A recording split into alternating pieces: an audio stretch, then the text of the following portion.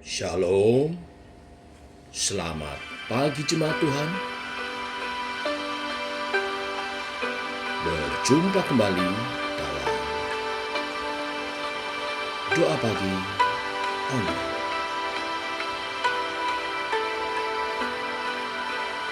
Karya penebusan.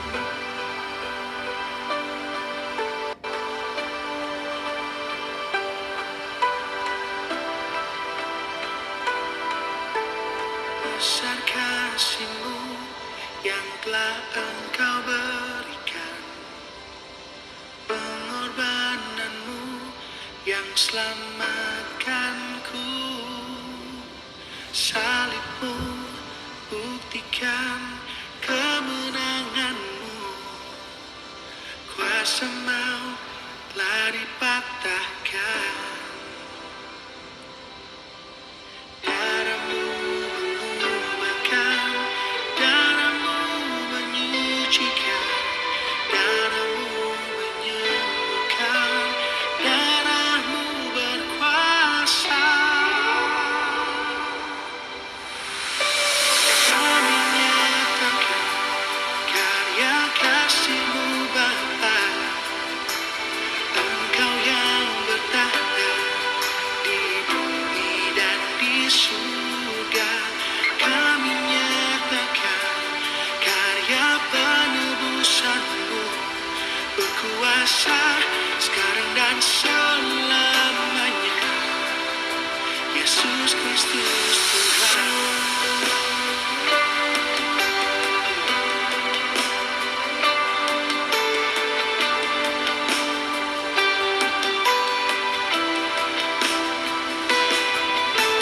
Besar kasih-Mu yang telah Engkau berikan, pengorbanan-Mu yang selamatkanku.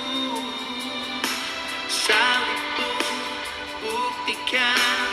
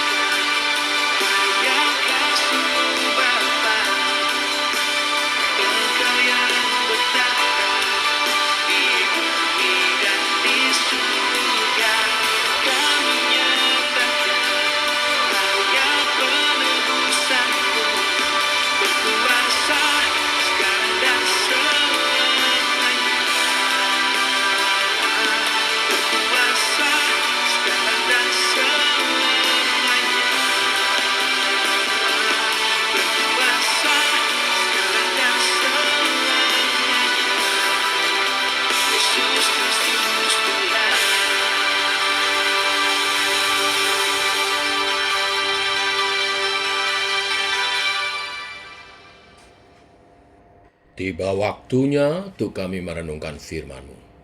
Firman-Mu lah suluh dan terang bagi jalan kami.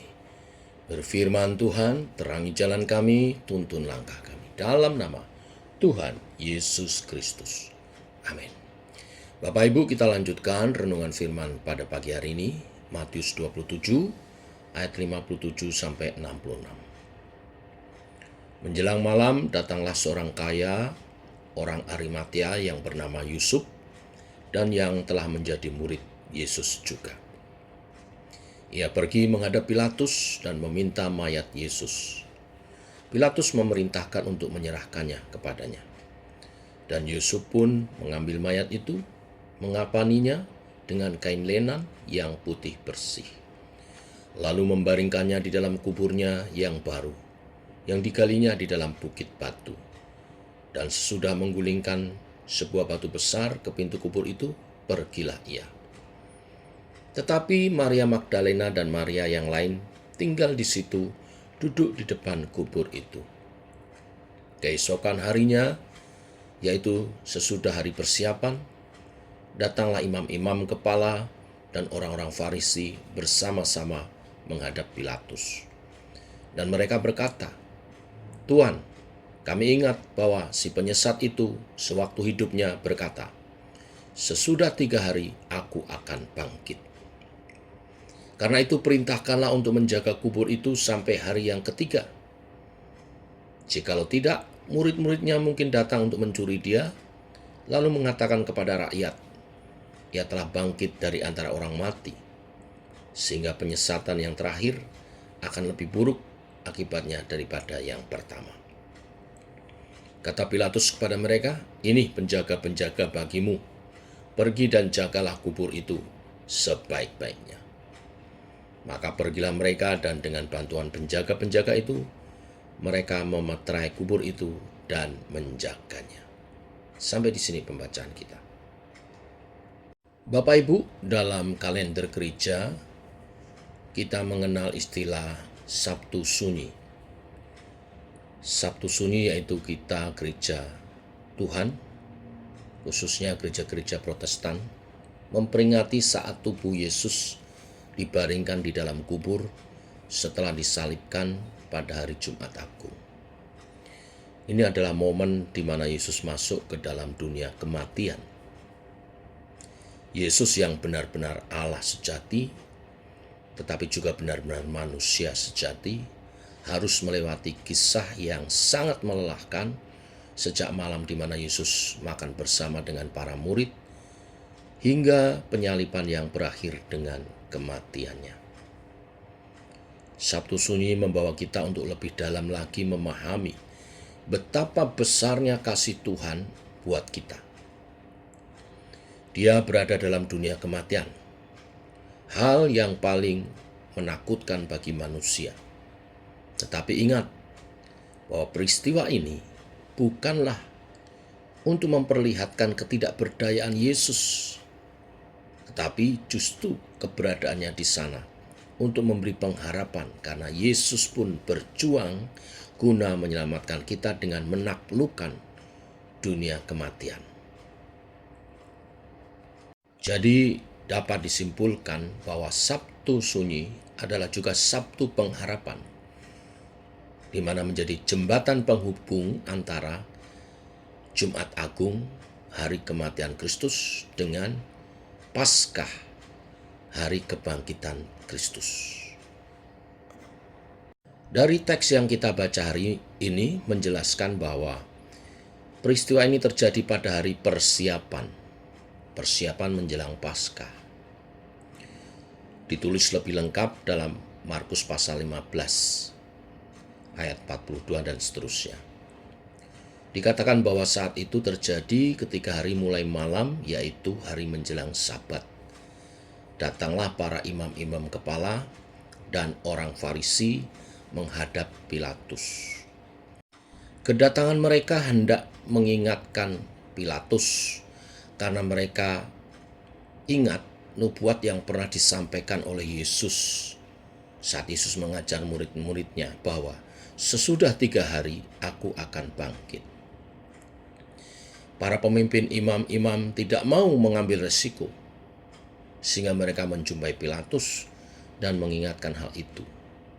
Ada ketakutan besar jika kabar kebangkitan itu benar-benar terjadi dan tersebar luas, maka itu akan mendatangkan malapetaka bagi mereka dan kesulitan bagi pemerintah menurut pemikiran mereka pada waktu itu. Maka Pilatus mengeluarkan perintah dan memberikan penjaga-penjaga bagi mereka. Para imam dan orang Farisi berusaha melakukan tindakan pencegahan dengan memeterai kubur itu. Mereka juga menempatkan penjaga-penjaga tentara Romawi di luar kubur di depan pintu. Dan mereka memeterai sekali lagi kubur itu. Meterai itu mengandung ancaman hukuman bagi siapa saja yang merusak atau berusaha membukanya.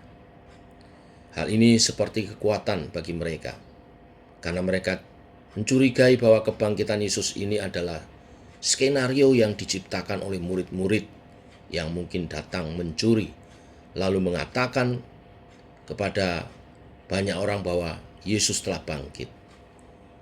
Dengan adanya meterai dan penjagaan dari Pilatus ini, seperti kunci mati sekaligus ancaman jika ada yang berani melanggar. Padahal para murid sendiri pun tidak mengingat pembicaraan Yesus itu yang sudah berulang kali sebenarnya dia katakan tentang kebangkitannya pada hari ketiga. Karena mereka hanya larut dalam keadaan yang berkabung yang sangat mendalam. Pilatus dan para pemimpin Yahudi itu tidak menyadari bahwa tidak ada penjaga, tidak ada pengamanan yang akan bisa mencegah kebangkitan Yesus. Alih-alih mencegah menyebarkan desas-desus palsu seperti yang mereka inginkan, bahkan pengamanan kubur itu sebenarnya sesungguhnya justru membuktikan kebenaran kebangkitan Yesus nanti. Justru mereka akan menjadi saksi yang mematahkan segala macam asumsi tentang kebangkitan Yesus. Injil Matius menekankan kesungguhan kematian Yesus dan melawan sangkalan-sangkalan orang Yahudi terhadap kebangkitannya. Oleh sebab itu dari teks ini ada beberapa penekanan yang kita dapatkan. Yang pertama, Allah berkuasa dan kuasanya nyata baik ketika dia hidup bahkan dalam kematiannya. Dari kisah perikop ini kita melihat kematian tidak mampu membatasi kuasa Tuhan yang bekerja dalam dunia ini. Kubur yang dijaga justru memperkuat bahwa Yesus benar-benar bangkit. Oleh sebab itu sekalipun keadaan kita seperti para murid yang terpuruk dalam keadaan apapun yang terburuk, ingatlah kita punya Tuhan yang berkuasa, yang tidak pernah kehilangan kuasanya. Sabtu sunyi adalah Sabtu pengharapan yang ada di antara masa berkabung tetapi juga sukacita menyambut kebangkitan. Artinya berada di antara keputusasaan dan harapan. Berarti Sabtu sunyi tidak akan bertahan lama. Demikian setiap pergumulan yang kita hadapi akan berganti kebangkitan Kristus, hari sukacita, hari kemenangan. Karena kematian tidak melenyapkan kuasa Tuhan. Ya, kematian memang pasti, tetapi kebangkitan juga adalah kepastian bagi setiap orang percaya. Oleh sebab itu tetap arahkan hati dan kepikiran kepada Yesus saat kita menghadapi kesunyian yang besar sekalipun dalam kehidupan kita. Hari ini, kebenaran firman yang kita dengar, temukan suara Tuhan di tengah kesunyian hidup kita. Ada suara pengharapan, suara yang membangkitkan iman percaya sepasti kebangkitan Kristus yang dicatat dalam sejarah. Yang kedua adalah tidak ada seorang pun yang dapat menghalangi rencana Allah. Bila yang pertama Allah berkuasa dan kuasanya nyata baik ketika dia hidup bahkan dalam kematiannya. Yang kedua, poin yang kita dapat adalah tidak ada seorang pun yang dapat menghalangi rencana Allah. Pilatus dengan segala kuasanya dan orang-orang Yahudi, para pemimpin dengan segala rencananya, bersatu padu dengan satu tujuan, yaitu bagaimana cara agar Yesus tidak bangkit dan tidak dapat keluar dari kubur. Mereka ingin melihat bagaimana kematian Yesus merupakan akhir pelayanan Yesus. Tetapi kita diingatkan pada hari ini bahwa tidak ada yang dapat menghalangi rencana Allah. Firman Tuhan mencatat, dan ini firman sejarah, karena Yesus bangkit. Maut telah dikalahkan. Kematian dalam kubur tidak menghalangi kebangkitannya. Oleh sebab itu tetaplah percaya, tetaplah dekat dan bergantung kepada Tuhan saja. Karena rencana Allah tidak dapat digagalkan oleh siapapun. Rencana Allah tidak dapat dihalangi oleh siapapun. Allah akan tetap mengerjakan rencananya sesuai kehendaknya. Berjalan dengan tenang dan syukur sebagai orang percaya, karena tidak ada yang dapat menghalangi rencana Allah. Bapak Ibu jemaat Tuhan, kita tahu hari-hari terakhir terjadi tragedi-tragedi atas bangsa kita, demo-demo yang anarkis yang berusaha merusak tatanan kehidupan bangsa, kesatuan persatuan bangsa. Kita tahu memang pemerintah tidak sempurna, tapi sebagai orang percaya tugas kita berdoa, mendukung pemerintah memperbaiki diri, dan berdoa supaya roh-roh anarkis, roh-roh pemecah belah dipatahkan. Kita berdoa untuk rencana Tuhan atas bangsa Indonesia. Rencana besar Tuhan atas dunia adalah semakin banyak orang bertobat mengenal Yesus sebagai Tuhan dan Juru Selamatnya. Apapun terjadi atas pemerintahan kita, kita berdoa kebenaran firman dan rencana Tuhan digenapi. Banyak jiwa yang bertobat. Dan bila banyak jiwa yang bertobat, maka pasti negara ini menjadi lebih baik. Itu yang kita doakan. Jangan pesimis, jangan khawatir. Di dalam kesunyian kita, di hari-hari yang gelap, selalu ada secercah pengharapan. Karena kebangkitan Yesus pasti, demikian orang percaya hidup dalam kuasa kebangkitannya. Tuhan memberkati. Mari kita berdoa. Bapa, kami mengucap syukur oleh kasih dan anugerah-Mu, rahmat-Mu baru. Pagi hari ini kami kembali dicerahkan tentang kuasa kebangkitan Kristus tidak dihalangi oleh kematian. Kematian justru adalah jalan untuk menyatakan kuasa kebangkitannya. Masa sunyi di dalam kematian, Yesus tetap berkarya, mengalahkan maut guna memberi hidup kekal dan pengharapan bagi setiap orang percaya. Terima kasih buat karya-Mu yang sempurna. Dalam kematian pun Engkau berkarya dan Engkau menang. Demikian setiap orang yang percaya menjadi pemenang-pemenang. Biarlah kami yang berdoa pagi ini berkemenangan di dalam Tuhan. Dalam nama Tuhan Yesus Kristus. Amin.